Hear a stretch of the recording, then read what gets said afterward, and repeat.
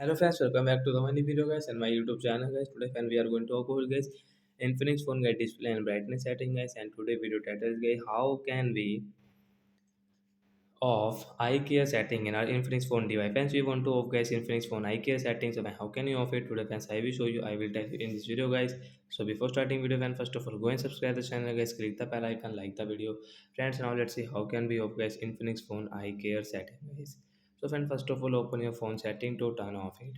So after phone setting guys, you can see this tab setting friends. Direct guys, you can search here to turn off guys your phone eye care. So you search here guys eye care. As you can see phone eye care, tap here, and as you can see your eye care guys, you can turn off from here direct. After off guys 3 and 4 second guys, screen color will default normal color.